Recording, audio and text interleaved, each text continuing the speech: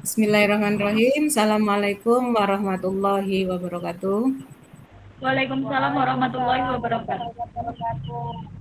Masih semangat nggih Bu Bapak semua nggih? Semangat, semangat, Alhamdulillah. semangat. Ibu semangat nggih. Baik Ibu Bapak Alhamdulillah sekalian, semangat. nggih. Pada kesempatan kali ini kita lanjutkan untuk materi paparan kelompok kita, yaitu yang akan disampaikan oleh Bu Titik. Materinya adalah pembelajaran orang dewasa. Monggo Bu Titik dipersilakan. Ya, Bapak Ibu, sebelumnya saya mulai. Assalamualaikum warahmatullahi wabarakatuh. Waalaikumsalam warahmatullahi wabarakatuh. Di materi simulasi hari ini, saya akan memberikan pembelajaran orang dewasa. Dilanjut, Ibu.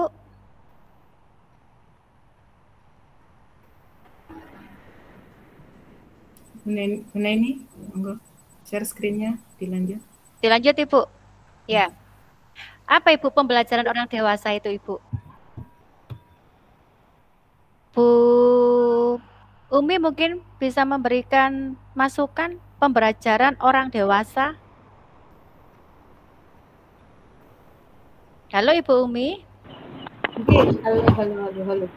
Halo. Pembelajaran orang dewasa itu menurut saya ya pembelajaran yang dalam artian mungkin bahasa yang dipakai ataupun pembelajaran yang mengena di orang-orang yang dewasa. Seperti itu. Gak fokus aku. Pak Ean di mau saya tuh keterekam apa mboten. Barangkali Buna ini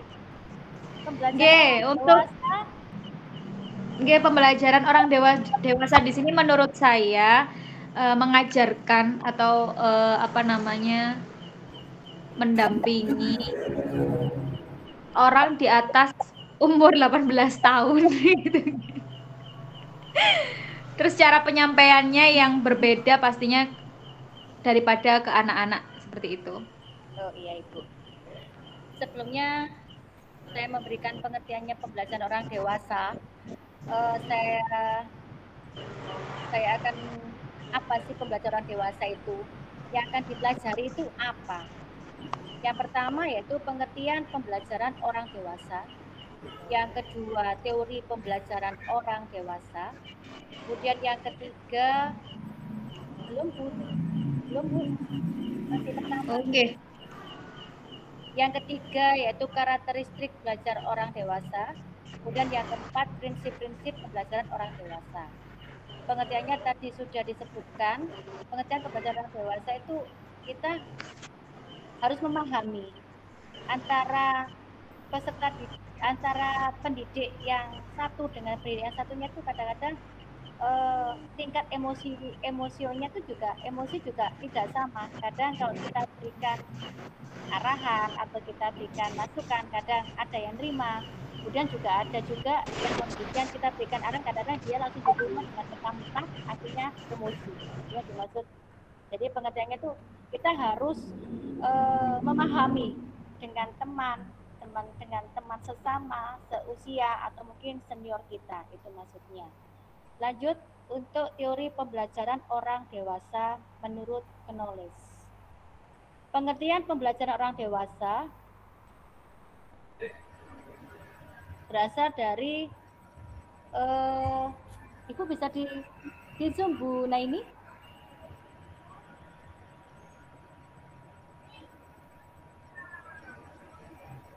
Pengertian pembelajaran orang dewasa yaitu memimpin atau membimbing orang dewasa.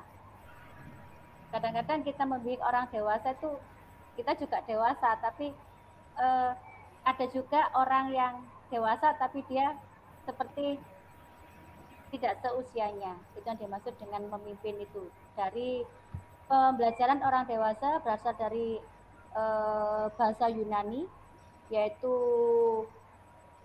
Ane dan Andi, yaitu berarti orang dewasa. Kemudian Agogus berarti memimpin dan membimbing. Yang dimaksud dengan andragogi yaitu memimpin atau membimbing orang dewasa. Dilanjut Ibu ke nomor 5. Kita lewati aja, kita ke nomor 5. 5 Ibu. Ya. Karakteristik pembelajaran dewasa yang berbeda dari asumsi tentang karakteristik pembelajar anak. Di sini kita berikan alurnya, yaitu konsep diri, kemudian pengalaman, kesiapan, orientasi belajar, sama motivasi belajar. Yang dimaksud dengan konsep diri yaitu dari kita, apa yang kita akan memberikan, apa yang akan kita rencanakan itu. Kemudian pengalaman yaitu apa yang pernah kita alami sewaktu kita memberikan materi atau kita memberikan atau kita pada saat berteman atau dengan teman pendidik yang dimaksud dengan pengalaman. Kemudian kesiapan belajar itu kesiapan kita dalam memberikan materi yang akan diberikan bisa ke peserta pendidik, bisa ke antar teman sama-sama pendidiknya. Kemudian orientasi belajar yaitu kita memancing, kita menarik agar kita apa yang kita berikan tuh teman kita atau mungkin peserta pada waktu kita memberikan materi akan menarik yang dimaksud. Kemudian yang lanjutnya motivasi belajar yaitu ada semangat untuk kita berusaha untuk bisa mendapat ilmu yang banyak dan dimaksud motivasi belajar. Lanjut Ibu ke nomor 8. Ke nomor 8 Ibu. Prinsip nggih. Oke, prinsip-prinsip pembelajaran orang dewasa. Prinsipnya yaitu keterlibatan, kemudian pengalaman, relevansi dan dampak bagi kehidupan, kemudian berpusat pada masalah. Yang dimaksud dengan keterlibatan yaitu keterlibatan kita dengan sesama teman atau sesama senior kita. Kemudian pengalaman, kadang pengalaman kita masalah memberikan materi ataupun dengan senior kita, kadang-kadang kita mengguru atau kadang juga kita bisa tanya dengan junior kita kalau misalnya kita masalah pengetahuan. Kemudian relevansi dan dampak bagi kehidupan bisa menambah ilmu, kemudian berpusat pada masalah yang kita hadapi itu apa, kita akan selesaikan. Yang dimaksud dengan berpusat pada masalah. Lanjut, yang selanjutnya itu mungkin yang di nomor 9 itu penjelasannya mungkin. Iya, penjelasannya. Penjelasan dari yang tadi saya omongkan yaitu keterlibatan orang dewasa perlu dilibatkan dan dalam perencanaan dan penilaian pada saat pembelajaran. Kemudian pengalaman termasuk kesalahan menjadi dasar pada aktivitas belajar. Maksudnya itu pengalaman yang malam kita yang misalnya tidak bisa, maksudnya kita bagaimana kita untuk belajar lebih baik dari pengalaman yang kita alami. Kemudian relevansi dan dampaknya bagi kehidupan. Orang dewasa paling tertarik untuk mempelajari mata pelajaran yang memiliki relevansi yang dampaknya secara langsung pada pekerjaan atau kehidupan pribadi mereka. Yang dimaksud relevansi yaitu kadang-kadang merasa tertantang. Misalnya dia sudah dapat, kemudian dia ingin lagi untuk dia bisa mendapat ilmu lagi yang lebih baik dari apa yang dia dapat ilmunya. Itu yang dimaksud. Kemudian berpusat pada masalah, pembelajaran orang dewasa berpusat pada masalah daripada orientasi pada konten.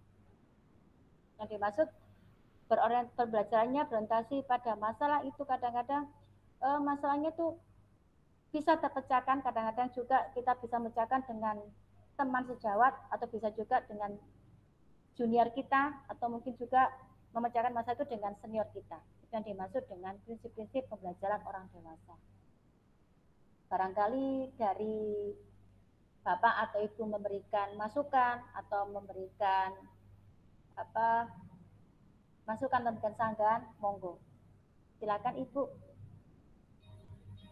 Oke, demikian tadi paparan dari Ibu Titi tentang pembelajaran orang dewasa.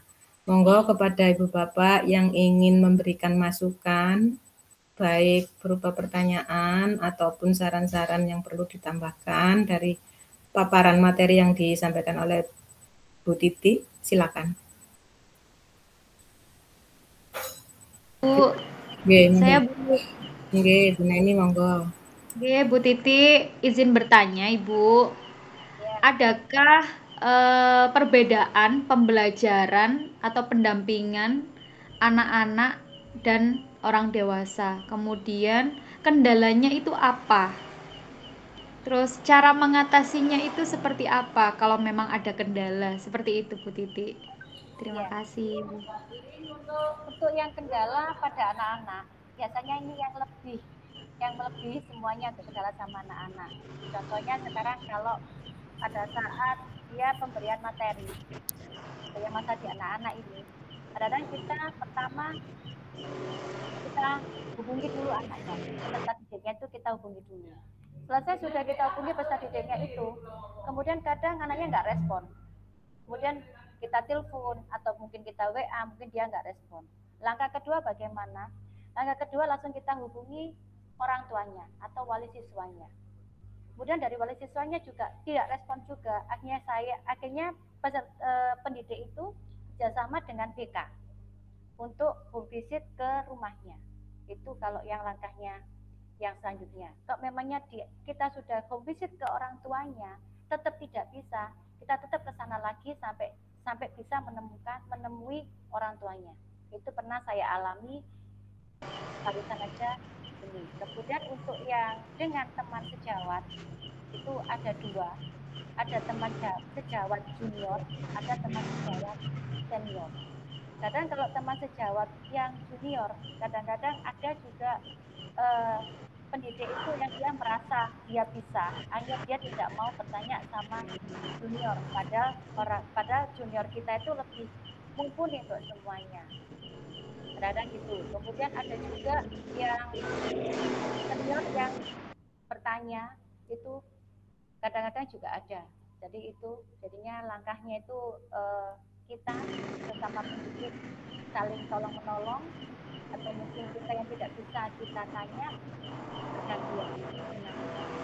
Untuk yang teman sejawat atau sama pendidik antara senior sama junior. Itu Oke. Terima kasih Bu Titi atas penjelasannya. Baik, mungkin ada lagi dari Pak Andi dan Bu Umi masukan atau pertanyaannya.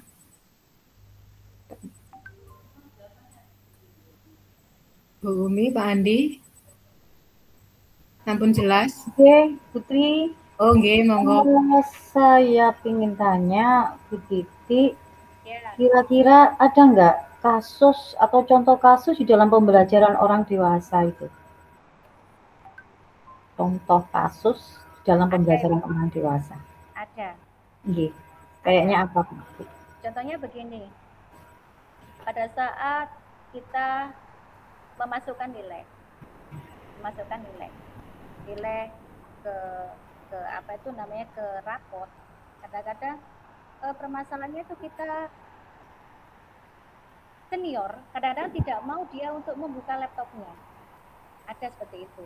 Akhirnya langkah saja bagaimana kita pendekatan itu, kita ajari cara membuka laptop bagaimana, kemudian kita mengoperasikannya bagaimana, itu kadang-kadang Bu.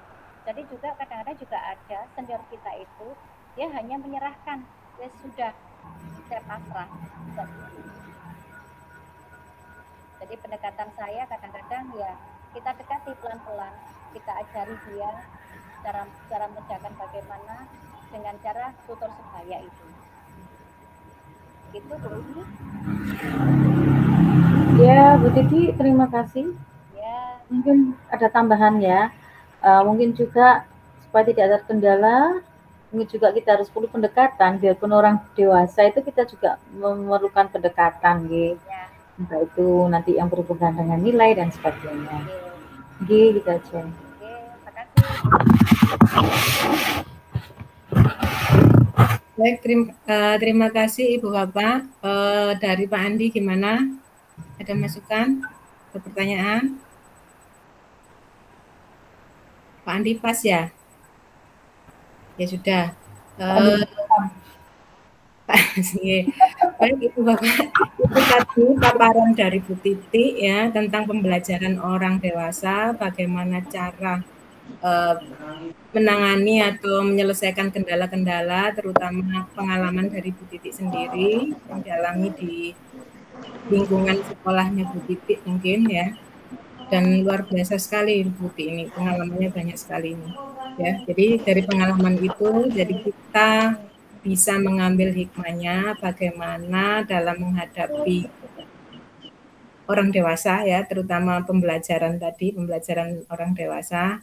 Kemudian juga ada kendala tadi yang perbedaan dari orang dewasa sama anak-anak yang disampaikan oleh Bu Titi tadi, cara menanganinya. Baik Ibu Bapak sekalian, untuk pemaparan materi kali ini mungkin sudah cukup sampai di sini. Saya akhiri. Assalamualaikum warahmatullahi wabarakatuh.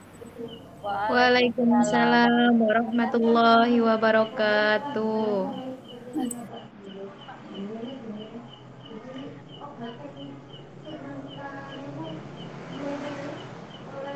Pas, Pak Andi. Halo Pak Andi, pas. Pak Andi. Andi, recordnya Pak Andi. Tidak mau kok ini. Di manakah kau? Lupa kayaknya.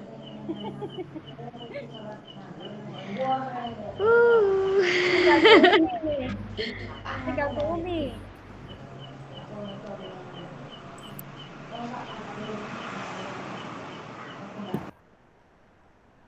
Aku galau Bu, tadi nggak terekam tuh piye?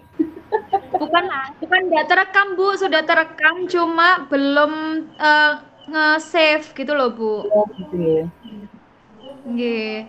Soalnya kan panjang durasinya, jadi nge-save-nya kayaknya lama juga.